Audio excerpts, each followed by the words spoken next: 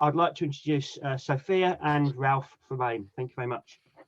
Thank you so much. My internet is glitching a little bit, so I'm just going to start sharing my screen and hopefully you'll all be able to see it.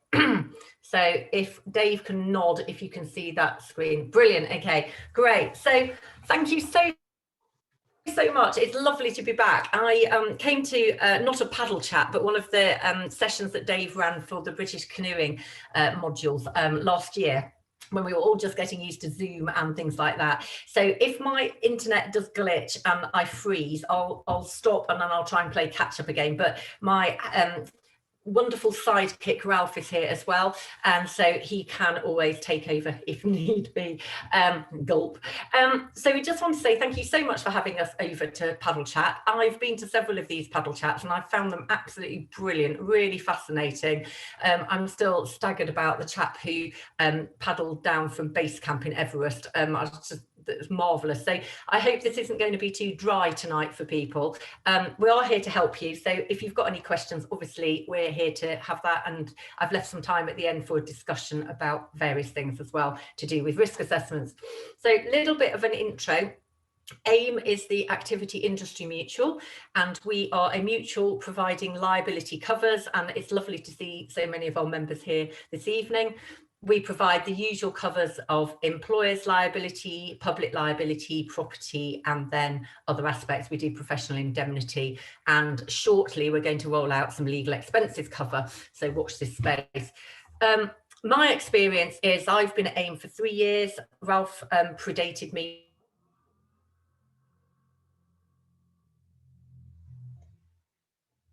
A partner in a law firm handling personal injury claims and defending those. So I've seen quite a few risk assessments in my time. So what are we going to talk about tonight? Right, so we're going to talk about risk assessments, basically how to identify risks, what you should have in a risk assessment, why they're important, and then some sort of practical guides about what they're for, who should write them.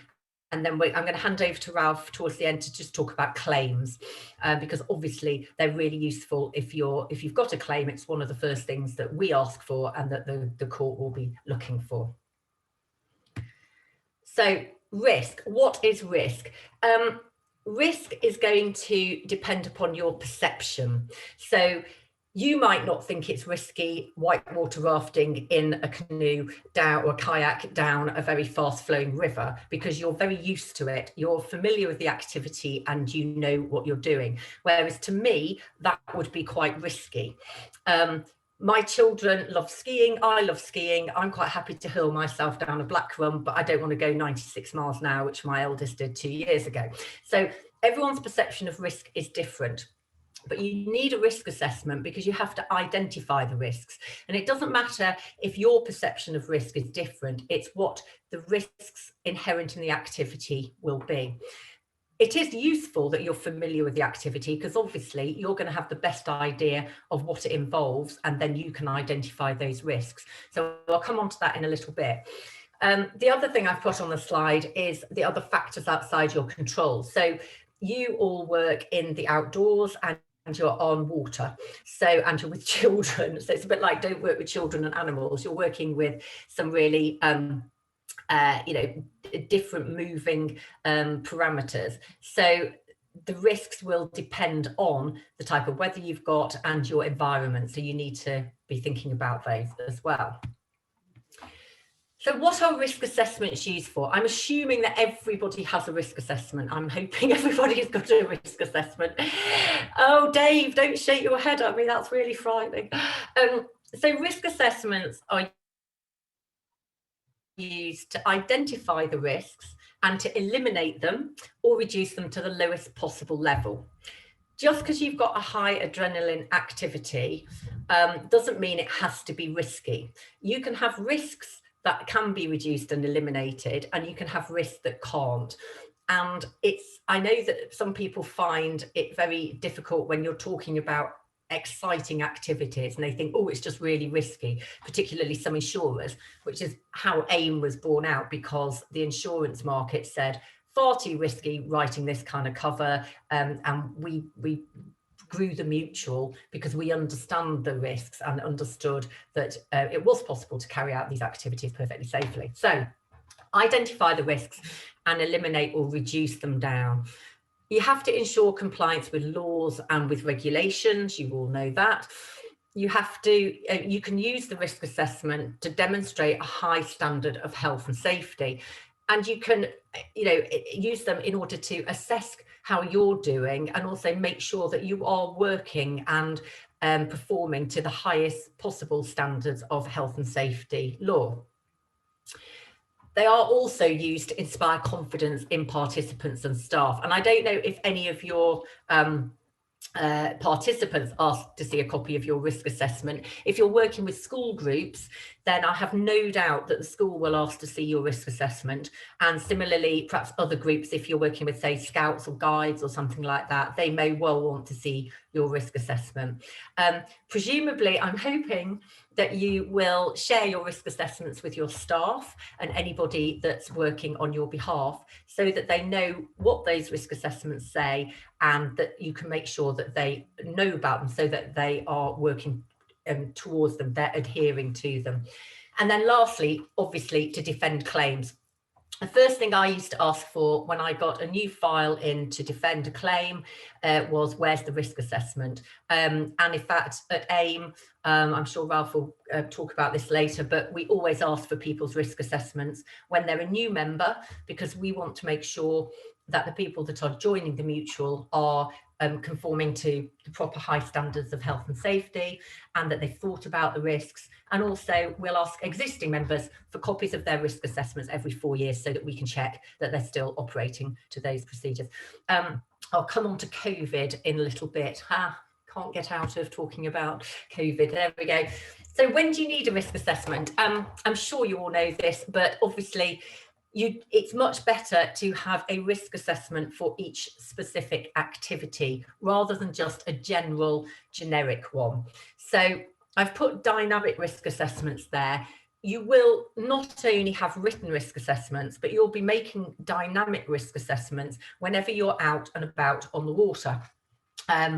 Or up a mountain or whatever, but I know the majority of you are out paddling. So you'll be looking at the weather, the environment, the type of participants that you've got, any changes in the weather, and also, what you might be expecting if anything changes or if somebody is poorly, or, it's going to change. So anything that's changing it will need to be dynamically risk assessed. And I think it's very useful if you've got some method of capturing that. So you won't be obviously writing it down while you're out and about paddling, but your written risk assessment for that activity should refer to the fact that you will make ongoing assessments of the risks, such as the weather and the changing conditions.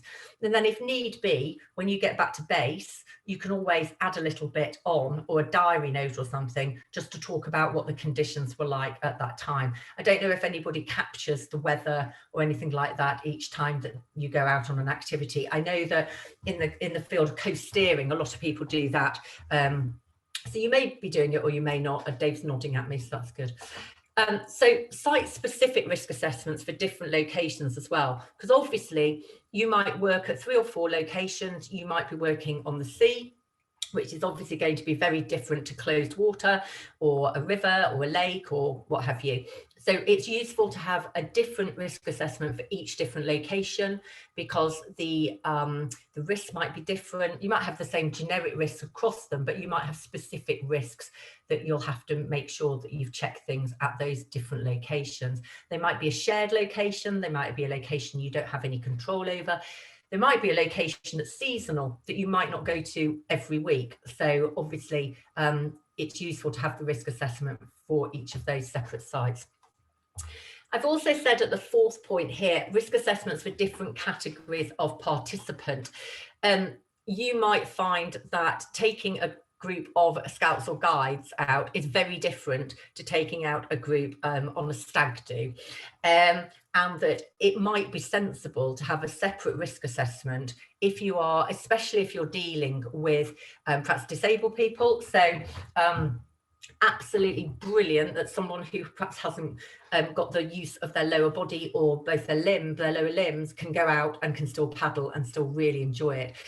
But you will have to think about how you're going to get them into and out of the vessel that you're going to use. So that would be a specific risk assessment on how you would deal with them and any difference to ability that they might have from other participants. It's not meant to be anything to do with a Disability Discrimination Act or any breach of that at all. It's just thinking about how you might have to adapt your procedures to make sure that they are looked after and that they're not put at any greater risk than they need to be. I hope this is all making sense so far. And am I glitching? I hope I'm not glitching. Obviously, you're dealing with water and children, and drowning obviously could have fatal consequences, water sports. And so you might need to look at any specific control measures, and any control measures a court will expect to be rigorous. The greater the risk of death or severe injury, then the greater the burden on the person providing that activity to make sure that it's safe and that you've taken all steps to ensure it is safe. And the risk assessments will obviously then be supported by other documents. So in your risk assessment, you will say how you, the risk that you've identified, and then how are you going to eliminate or reduce that risk. And it may be staff training. So your risk assessment will then refer to staff training, and then you'll have to have your staff training documents which support and conform to the risk assessment and back it up so that you can show you've identified the risk, you've identified the measures that you need to take, and you've put those measures into practice. So staff training is quite a good example of that. And we can discuss other examples if anyone's got any queries about those as we go along. What might you expect to see covered in a risk assessment? Well, obviously the activity and the participants, but you also might want to consider the equipment. So do you have risk assessments on your equipment, on how often they're checked, who they're used by?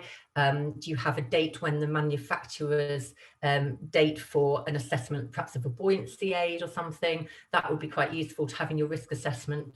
And these are so that you can show you're taking every possible step to ensure the safety of the participants and your staff, anybody that you're taking out on the water and doing an activity with. I said COVID specific. When members started to reopen again after the initial lockdown last year in sort of, well, the latest was I think the 4th of July, and that was tended to be the indoor climbing areas. And I know that you guys in the water sports were able to open a bit earlier than that, which is fantastic. But we asked our members to make sure that they'd got a COVID specific risk assessment so that they could show that they were following the COVID guidelines, that you were social distancing, you were sanitizing equipment, you'd got the proper controls about whether or not somebody could confirm they hadn't had symptoms within the preceding 14 days of doing your activity, just to make sure that you were keeping your staff and your participants and any visitors safe when coming to your site. So that's a good example of when you would have a specific risk assessment. So if anybody wants any assistance with any of this, and then obviously Ralph and I are more than happy to help, and we've got our contact details at the end. We can't write the risk assessment for you, but we can give you some guidelines. And one of the reasons I haven't put a risk assessment template up is because it will depend on your activities, and we can give you some guidance as to what the titles would be, but then you really should be assessing the risks and looking at your activities yourself. So what we do is we have a bit of a light-hearted approach at looking at when some people should have done a risk assessment and didn't, and perhaps the consequences that you could have. So I'm sure you've all heard of the Darwin Awards, and I just pulled some photographs off the internet that I thought would be quite good. So I'll flip through those if that's okay, and hopefully you can see what the risks would be. That one is particularly frightening, especially given the amount of alcohol they've probably consumed. This just makes me shudder. The thought of having a trampoline there. I've got 2 boys and a trampoline in the garden, and that's just pretty frightening, I think. That is one of my favourite ones. I just think that's absolutely hilarious. The fact he's got the helmet at the front, but then he's got like a sort of paint pot on his head. That's just stupid, isn't it? Because I'm sorry, the photograph's sort of cut off at the top, but the ladder's leaning on the tree. So as soon as he cuts that and it falls, then he's going to be in some difficulty. That is terrifying. And I don't think we'd condone that, would we, Ralph? Somebody standing and they're just holding on to hit the back of the scruff of his neck in order to make sure he's safe. I haven't even got hats on, have they? Like safety helmets. Oh, the guy's got his feet in water and he's doing the electrics. Again, really, really safe. These two I thought were brilliant. I don't know how the chap on the left actually managed to get up there. But yeah, frightening. And then the other guys all standing on each other's shoulders instead of using a ladder. I don't have words for this one, but I just thought that was worth pushing in. Oh dear, frightening. And again, similarly, I thought that was quite amusing. This one makes most men wince, if you can see that. Yes. And then lastly, I showed my husband and he said, "What's wrong with that? I quite fancy trying that." So to me, that looked pretty frightening, but there you are. So perception of risk and some times when perhaps they should have done a risk assessment because it would have identified some of the problems. So back to the main stuff. I know this is quite a busy slide, so bear with me, but what should be covered and how do you identify the risk? This is the sort of legal aspect. So you have the test from the case of Bolam, which was the test for determining the objective standard of care. In adventure activities, it will also depend on the foreseeable risk, and you have to take into account that you will have some elements of risk if you're doing an activity such as abseiling or free climbing or something like that. But if an activity poses a significant risk of significant injury, then the requirements on you as the organiser are much more onerous. The failure of the organiser to take a particular precaution where there is minimal likelihood of very limited injury is probably not going to be as onerous and is unlikely to establish any negligence. You'll all be well aware of ALA, presumably. Yes, if you're nodding, cool. Okay, so, and you know what those regulations require. So you must, if you have an ALA license, have a suitable and sufficient risk assessment. And again, it says there to implement control measures, have arrangements for reviewing the risk control and risk assessment, and appoint a competent person to advise on safety matters. I've mentioned the water aspect as well, and the fact that you obviously need to be aware of the risks and the type of water that you're on. So if it's tidal, you know, when the tides are, how they can change very, very quickly, you know, the water and the weather and everything, and that you should foresee the unpredictable perhaps in terms of weather, and just make sure that you've taken as many precautions as you can. So you've looked at what the weather forecast is going to be and you've assessed it, and you've assessed whether it's safe to be in that location in those weather conditions. And your risk assessment, going back to what I said sort of earlier, will take into account those elements at those locations. So if the weather, if the weather has been very, very wet and rainy, is it still safe to go down that river, or is it too swollen? Is it going to be too fast flowing for the group that you're taking? I'm probably not telling you anything you don't know, so apologies if I'm telling you things that you already do know, but it's really important that you know the elements of what you should be covering in the risk assessment. So who should write the risk assessment? We often get asked this, and my advice is it has to be somebody with an in-depth knowledge of the activity. So it's no good asking me to come and write your risk assessment for kayaking on a lake, because I would have some idea of the risk, but perhaps not all of them. So you need somebody that has an in-depth knowledge of that activity and that location as well, because that's going to be really important. I think it's a really helpful tool to have a colleague who you can check the risk assessment with, and somebody that could look at the risks themselves, and then perhaps you can compare notes. Perhaps you both write a risk assessment and then compare, make sure you've got absolutely everything covered, because you might think of something that they haven't, and vice versa.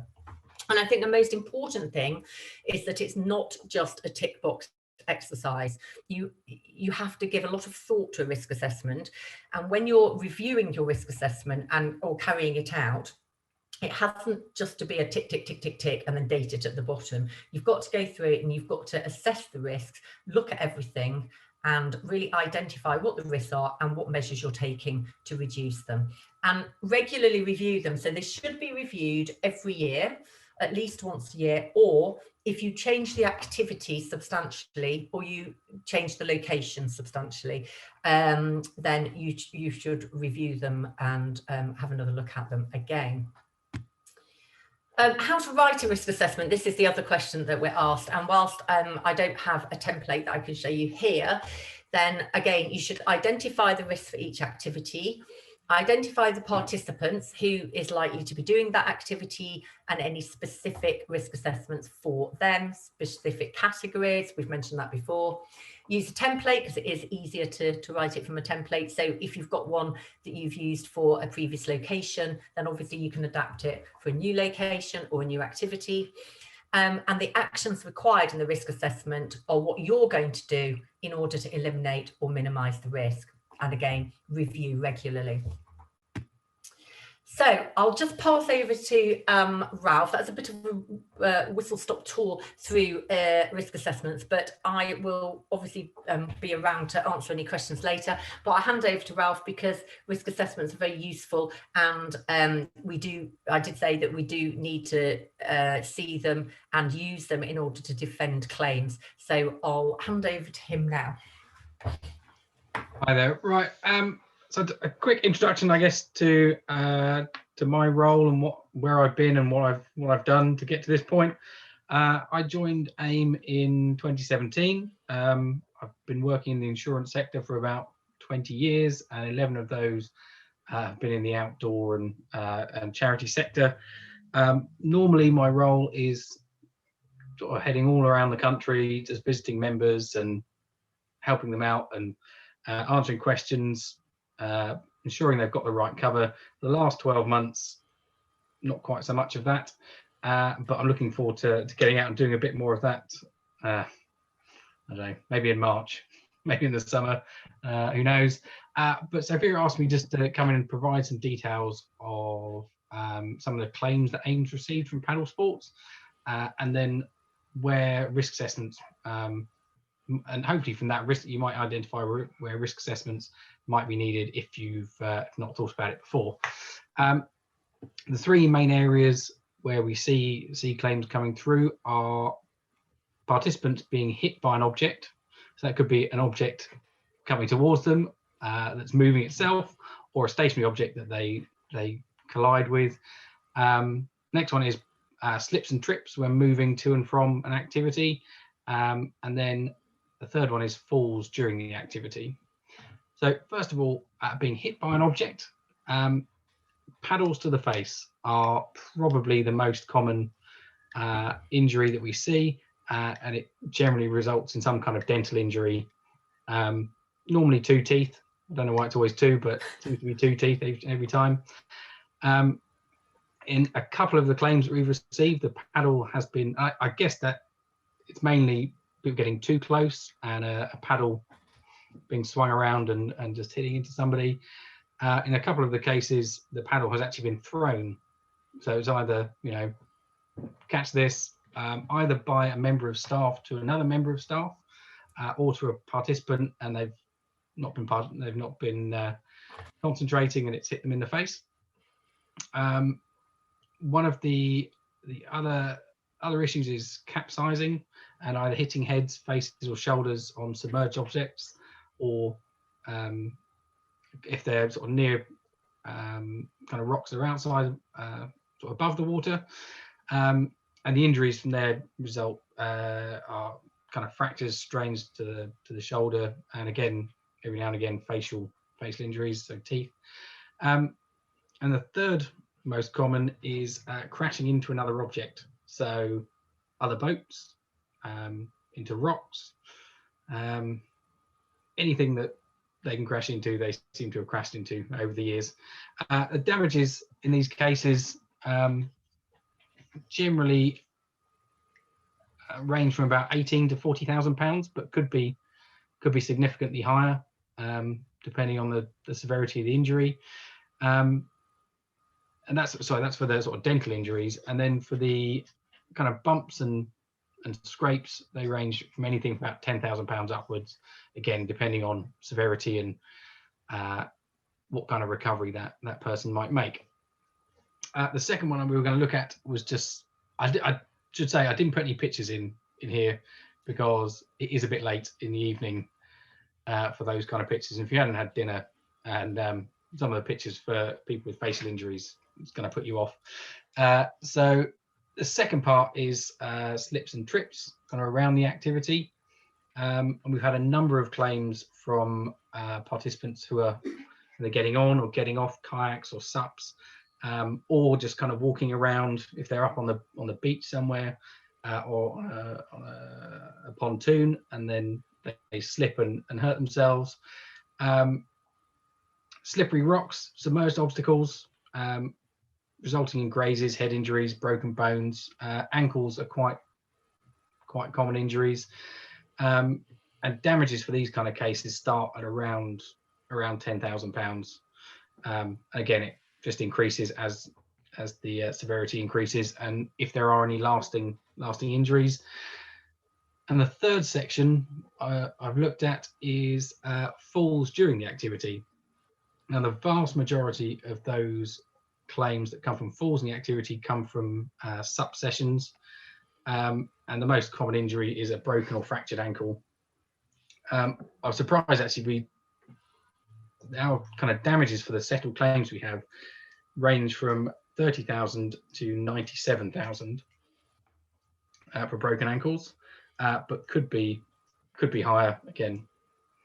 So you may or may not have witnessed any of these kind of injuries. You may have had those kind of injuries yourself at some point, but just looking at how risk assessments might help try and avoid those, the vast majority of the types of claims that we see could be avoided or mitigated, or the injuries kind of reduced by having a risk assessment and really fully understanding the environment that you're operating in. And they are key pieces of evidence where a claim, a liability for a claim might be disputed.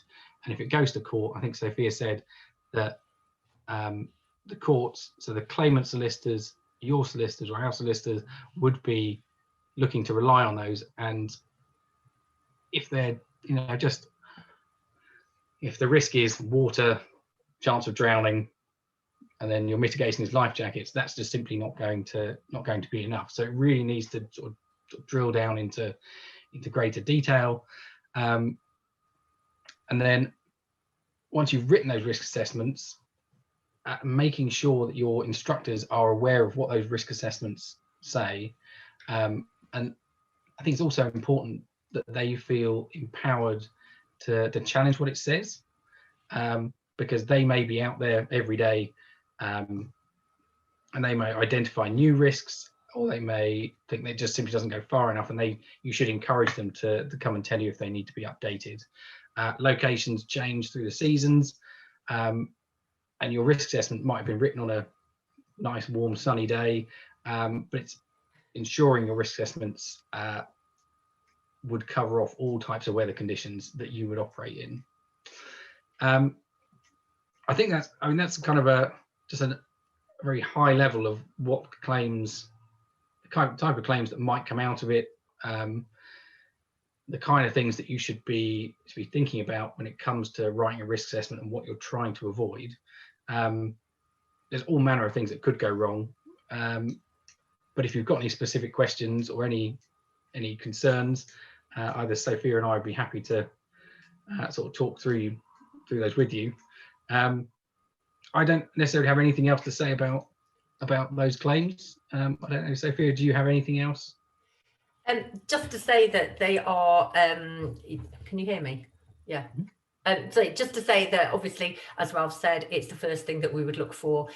So make sure that your risk assessment is robust, and very important about the staff being aware, and include what you think might be the obvious, so that when the staff look at the risk assessment, they know not to chuck a paddle at somebody else. It might seem so obvious to us, but we did have a claim because a member of staff chucked a paddle at somebody and they didn't catch it. Well, they caught it with their mouth, basically.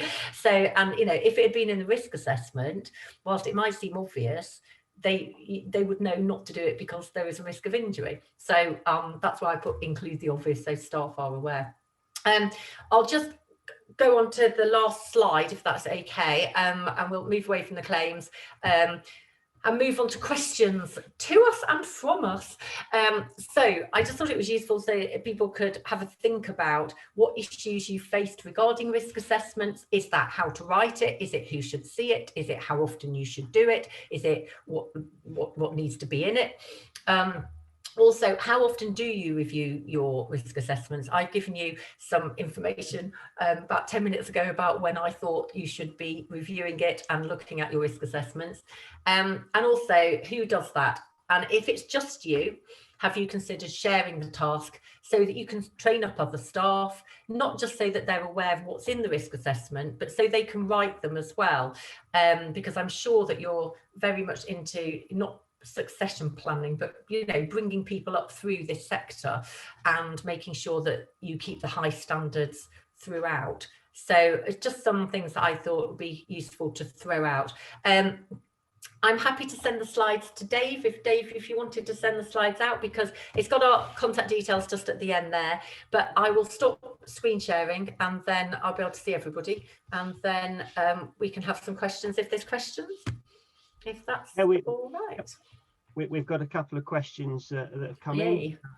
Yeah. So the first point I want to make is Tom makes a really good point. He's going to rename his ankles, and he's going to call one of them the mortgage, and one for a rainy day. But on a serious note, Kirsten's got a question first, please.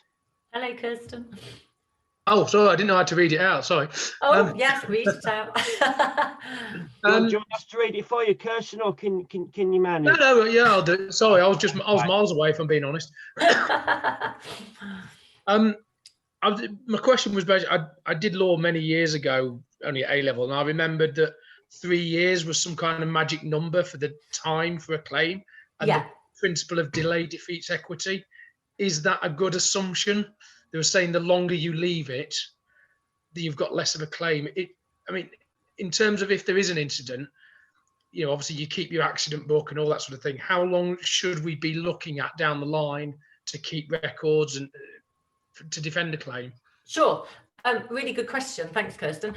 So you're right. Your limitation period is the date of the accident plus 3 years. So you need to notify a claim within that 3-year period, and you need to have issued a claim at court within the 3 years and then serve the claim form within 4 months of issuing the claim. And it's the 4 months that's the complete guillotine. If you don't do it with that in that 4-month period, then you're very unlikely to be able to carry on with the claim. The 3-year period is standard if you're an adult and if you know the date of the accident. When we're dealing with claims like asbestosis and things like that, where you might not know the date of the incident, or you might not know about an injury or an illness until much later down the line, that's when you have your limitation period will start from the date of knowledge. The 3-year period doesn't apply to minors, so not people that go down pits, which a trainee solicitor of mine once thought I meant, but people who are under the age of 18. So your date for limitation is your 21st birthday if you have an injury to a child, so a minor, someone under the age of 18. In terms of keeping records, then obviously I would recommend that you keep accident. If you know that you've had an accident, then you'll keep all those documents anyway, and you'll be sending them either to your insurers or to AIM or to the lawyers. it's a really good idea to keep a copy of the accident book on anyway for 3 years to cover off that 3-year limitation period. When you're dealing with children, I know you might have an incident with a 7-year-old, say, and then your period of limitation is really, really long because they've got another 14 years left. But the good news is that with a child, you're more likely to know about an accident at the time, because either the parents will tell you, or if it's a school group, the parents will tell the school and then the school will tell you. In terms of keeping risk assessments, I've said they should be reviewed annually or more often if you're changing the activity or a significant part of the activity, or perhaps the participants who will be doing it. And I wouldn't just write over them. I would make a copy and save the older version, so that if you did have a claim that came out of the woodwork 2 years down the road, you can go back to the risk assessment for that period.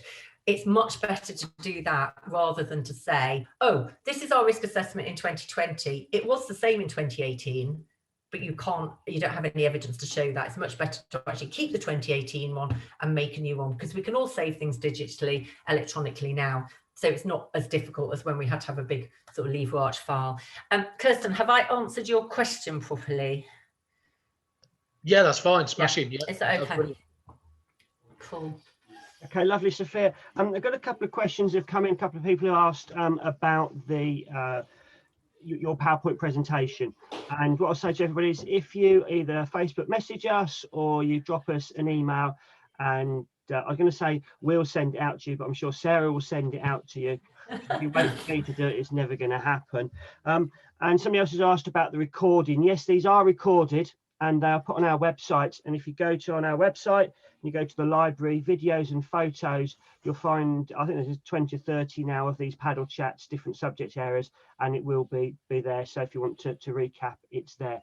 We have had a question in, which Sarah's going to read out. There we go. Oh, yes. So we've had a question in. Any thoughts or advice on risk assessments for lone workers, what to include, etc.? So yes, if you've got lone workers, you should have a lone worker policy, and the risk assessment will basically identify the risks that they would have because they're by themselves. So just off the top of my head, you'd want to make sure that they told someone where they were going and what time they should be out on that activity and what time they would be back. You'd want to make sure, if they're a member of staff, they had a mobile phone. If they're going somewhere where there might be difficulty with signal, have they got an alternative like a pager or something like, I don't know, do people use pagers anymore? I don't know.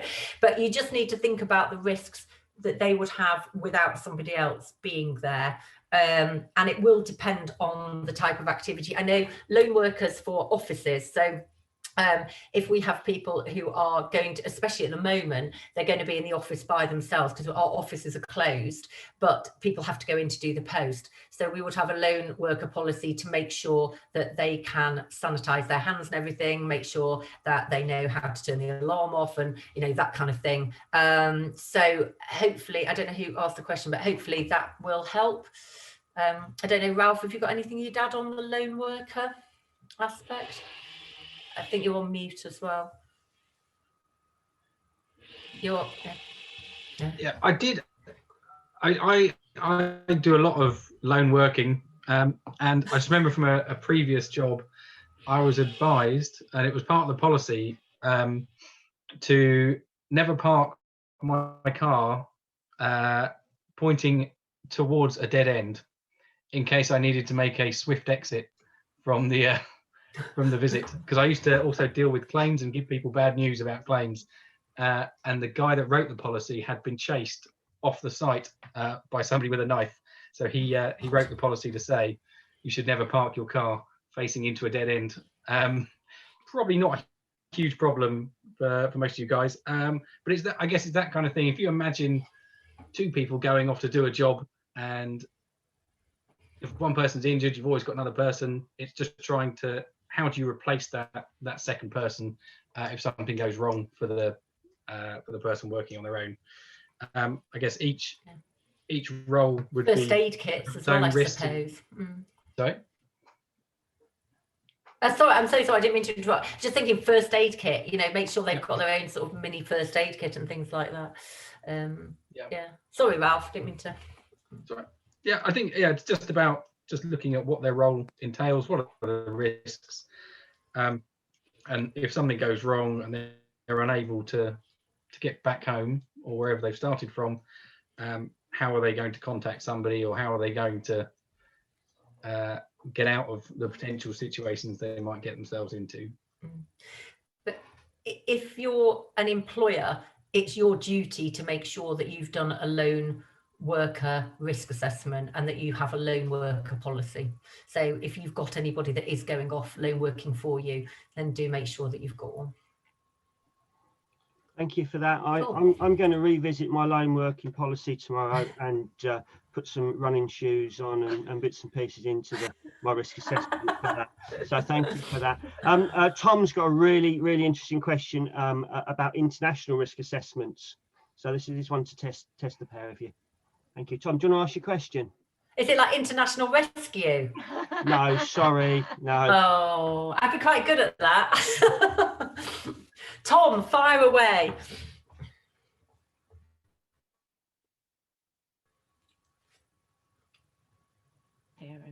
Is Tom firing away? Yeah, I can see he's unmuted, but I can't hear him. Is it in the chat? Yeah, do you want to ask? Yeah. Okay, so as we can't hear him, he said, do you have any advice for international risk assessments?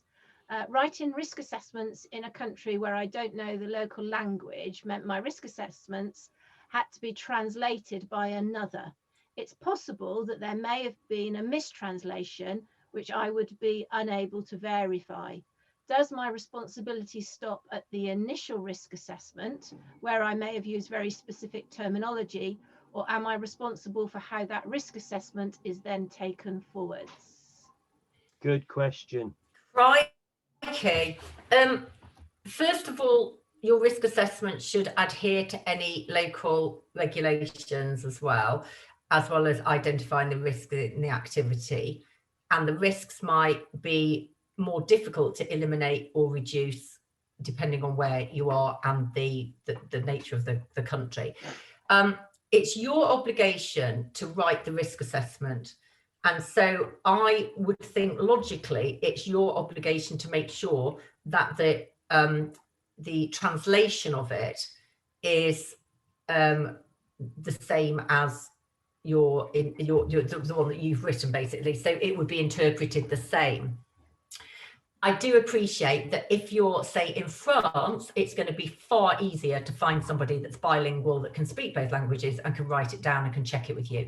If you're in Outer Mongolia, that might be far more difficult. So I think you just have to use your best endeavours. I think, Tom, the main point is that you've done a risk assessment so that if worse came to the worst, you could rely on the English version of it and say, this is the translation I had. But also, I think it will depend on who is then reading the risk assessment. If you are having to use a translation because nobody else speaks English, you're the only person that speaks English, then I don't know, I think it'd be quite difficult to know whether or not it has been translated properly. And I think you just have to, whoever's translating it for you, presumably they are bilingual if they're being able to read your English version and put it into that language. I'm not sure I've properly answered that. I don't know. That's quite an interesting question. Ralph, have you got anything that you'd add on that? I think it would come down to, well, trying to ensure that you found someone who was a professional who did translations, I guess. I think part of the responsibility would be down to find someone who could, not just the guy on the street who says, yeah, don't worry, I can translate that and scribble it down for you. Because you would need to be able to show you were taking responsible and reasonable steps to produce that risk assessment. So you have your English version and you say, right, I've had it translated, and then I guess you could have it almost translated back again by by an independent person to say, yes, that does say the same thing.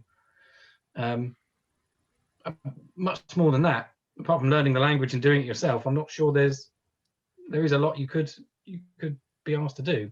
Is my microphone coming through now? Yes. Yeah, lovely. So I'll put maybe clarification would help a little bit. Some of the issue was that I was in Iceland, and the language there, it's pretty old school. So some of the phrasing, like the direct translation, doesn't exist. If that makes sense. And some of the issues were going into it with a British attitude. You know, we're quite regulated. We're pretty on top of paperwork. I love ticking boxes. It's my favorite thing. So sometimes it was that my risk assessment was local knowledge or some kind of qualification that would be adherent to that circumstance. But there wasn't a direct qualification that mapped to it. So my issue was that because obviously we've now been away from international travel for a year or so. My issue is that whilst I'm not there, my name is tagged on these risk assessments. Yeah. I have very little say or interpretation from my own perspective as to what amount of local knowledge, etc. So I suppose my question really is can that bite me in the butt? I think it's on how much control you've got. So have you written the risk assessments for activities that other people are providing and they're relying on your risk assessments? If everything goes wrong, it come back on you? To an extent.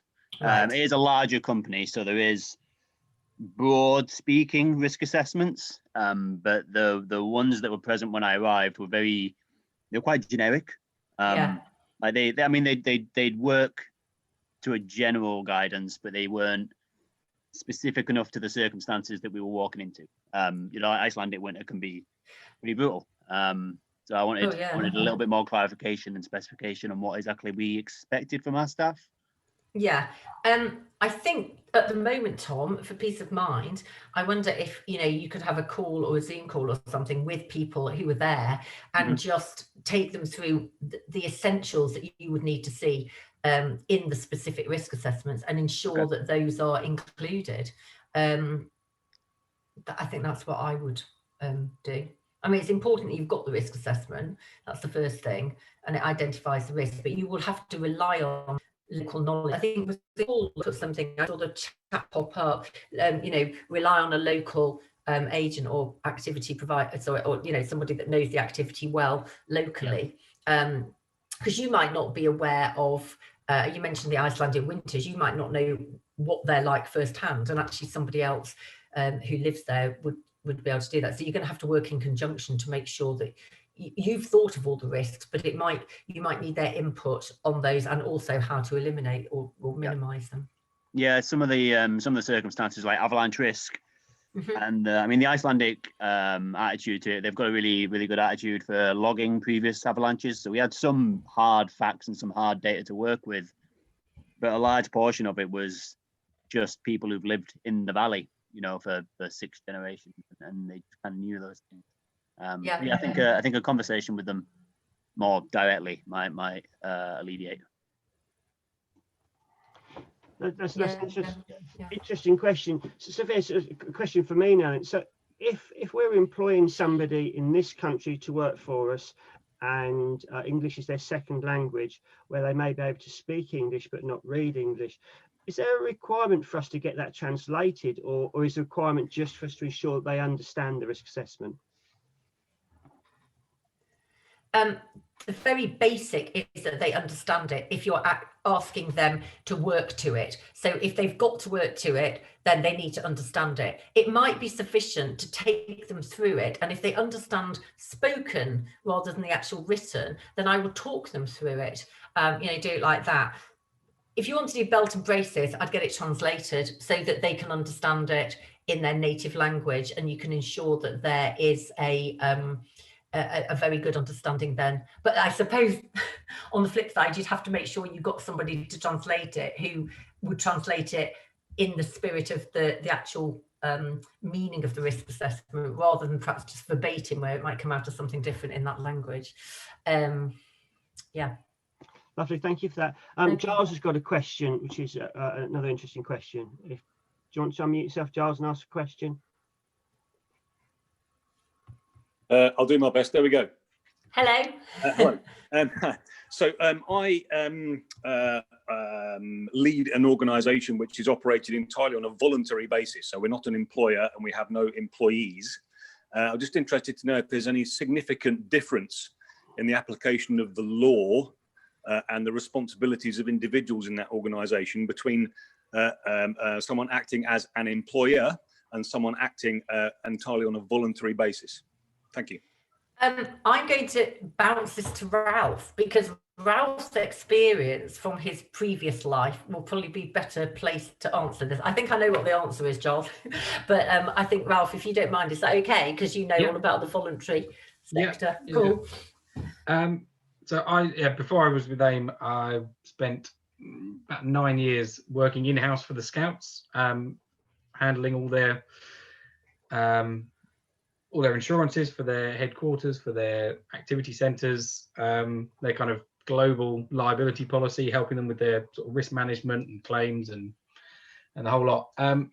Essentially, there is no difference between the two, because you still have your sort of legal responsibility to the volunteers. I think the burden of proof is slightly less in the charity sector, but I wouldn't rely on that fact when writing your risk assessments. I mean, we quite often had claims where people said, "Oh, we're only volunteers. We have a day job, so we don't have time to keep doing risk assessments and this sort of thing," which just isn't really good enough. You have volunteers, they come along and they expect to be kept safe, and you can't stand up in court and say, well, I had another job to do, so I didn't have time to look after them. So I think the answer is there is no real difference. You still have to approach it with the same enthusiasm as an employer would, hopefully. Yeah. I think it's interesting that British Canoeing have changed their terminology very slightly in a lot of the guidance that they give, and they don't use the term employer, they use the term deployer. So they deploy somebody to do work, which takes into consideration the voluntary and the employed. That's really interesting. Hopefully that's answered it, Giles. Ralph's much better placed to answer that for me, given his previous experience actually firsthand. Dave, I've just seen there's another question from Clint. If you're working in a centre, do you write a new risk assessment or use theirs? That's a really good question.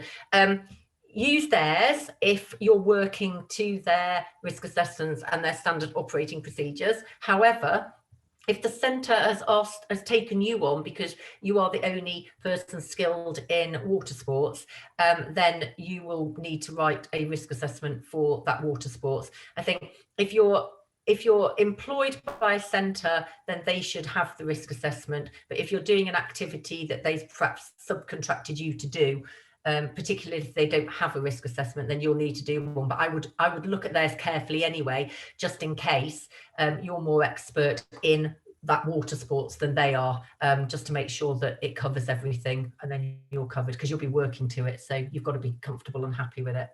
I hope that has that answered that for you, Clint. I can't see Clint. Yeah.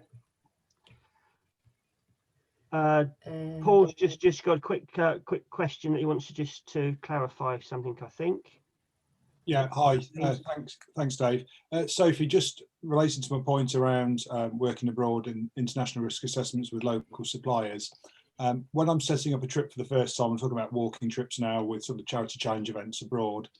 If I'm employing a new or going to a new destination, working there with a new supplier, and they provide their risk assessment for me, what level of due diligence do I need to do in terms of, do we need to go out and recce every event that is taking place in the country ourselves as a company, or can we sort of do our due diligence based on remotely based on the risk assessment they send to us? Are they going, sorry, I might have missed this, are they going to be carrying out the actual activity for you? Yeah, so if you say an example, like multi-activity trip last year to Borneo, so it was like climbing Mount Kinabalu, whitewater rafting, jungle trekking. So the same company or the same agent was organising the events, but obviously different companies were then providing that, and I was there along as effectively, I suppose, a tour leader, really, managing the group. Other than when I was on the mountain, sort of working with the group, but essentially working, with those local providers. I think you should check that their risk assessment is current and it is covering the activities. If you are so now you wouldn't be able to, if you were employing people in that country, you wouldn't be able to physically go and check the site and do a recce. You have to rely upon their local knowledge. And I think that but once you're out there and you're actually working and you're taking the activity and you're taking the participants, I think the onus is going to be on you to check that. So I would want to go and do a recce on where I was taking them. If it's, and that might be very easy if you're based at a centre, perhaps, or based in a tented village or camp or something, and you're going out just doing day trips. When you're trekking, perhaps in the Himalayas for 2 weeks, then you might not be able to assess every place that you're staying at, and those might differ from place to place. So you obviously have a sort of more generic one, but I think you just have to rely upon the local people to give you that sort of local sense of knowledge. Yeah, I agree. So it's that dynamic risk assessment on the ground, really. So if you've got the benefit of being able to go out there and do a recce beforehand, then great, but it's not always practical. So it is that having the knowledge in the background of that's the risk assessment you've been provided with, but it has to obviously marry up to what you're seeing when you're out there yourself. If it's not, then you're going to query why. Yeah, absolutely. And you've hit the nail on the head with the dynamic bit. Yeah. Okay, thank you very much. That's okay, pleasure. Kirsten's asked another question. Yeah, should we ask him to unmute himself and ask the question, please? It was, if you're delivering training for, say, I don't know, like a national youth body, like just say for the sake of arguments, the Scouts, the Sea Cadets, the Army Cadets, whatever. If the standards between your national governing body, say British Canoeing, which is mine, who provide my qualification, if the standards between them, let's just say for the sake of argument, British Canoeing, say 6 people in a group, and the body you're doing the training for, the national youth body, say 12 people, just for the sake of argument. Where the standards differ, as my qualification provider, where do I look to for the? Because I can just go and say, well, that national youth organisation, say 12 people, but my mind is going, well, actually, British Canoeing say that number. Where should I take the precedence from? Oh, crikey. The fact that I'm pausing means I'm not entirely sure. I think the answer is it has to meet your qualification. I mean, if you the people like this, the organisations like the Scouts might say, well, we want to put 12 people to one instructor, but really it comes down to the instructor and what your qualifications and your governing bodies say, and essentially what your insurers say as well. And if they say we will insure you providing you're following what your qualifications allow and what your governing body allow, you can just go back to the organisation and say, well, we can do 6 per instructor. Even if you're under their insurance, you still have to refer back to the. I'm not saying it is the Scouts, by the way. It's not. I'm just using them as an example. Whatever. Even if you're under the youth organisation's insurance, you still have to refer back to your national governing body because they are the national governing body. That's how I read it, but I don't know if I'm right there. But it's the highest standard of care, isn't it? I mean, it's the highest standard, and actually your governing body should know more about it, and they have the highest standards, and you are qualified to their standards. I mean, I agree with Ralph about going back to them and saying, but if they're covered under their insurance and their insurers are happy that it's 12, I don't think. I don't think. I'd be surprised actually if they have, if you come across quite that? often, and again, experience with the Scouts is their policy and organisation rules basically would match the national governing bodies. Their rules may be slightly stricter, so even though you could take 6, they might say, well, we'll only allow 5.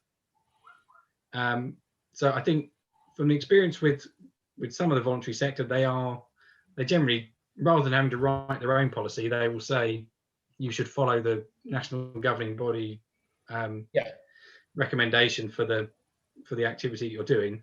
Plus, actually, we only want 5 people going, not 6.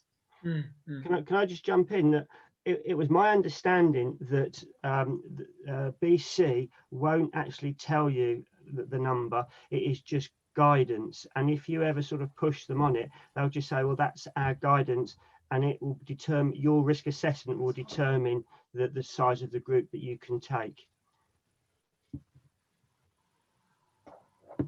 Deathly silence.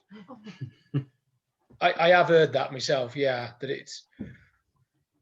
I'll stick to 6 if it ever goes to court. Yeah. No, I appreciate that. I just wanted to, because it has come up a couple of. I say it wasn't the Scouts. I just heard the Scouts mentioned, so I mentioned that. But I know there are a couple of organisations where they will let you take up to 10, 12.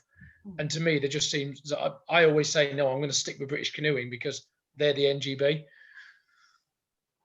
Yeah, I'm not answering for Sophia or Ralph, but from the British Canoeing point of view, and for a number of centres, a centre will do their risk assessment based upon their history and bits and pieces, and they will determine the number of people that you can take out in a group.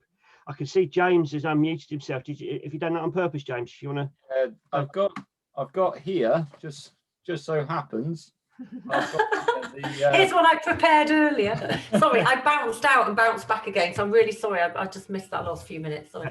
Yeah, sorry, James. I've got here the British Canoeing suggestion, and it does state suggested coach leader to participant ratio is 1:8, rather than that's an absolute must. So it's down to the centre, whoever's organising the activity, I would say.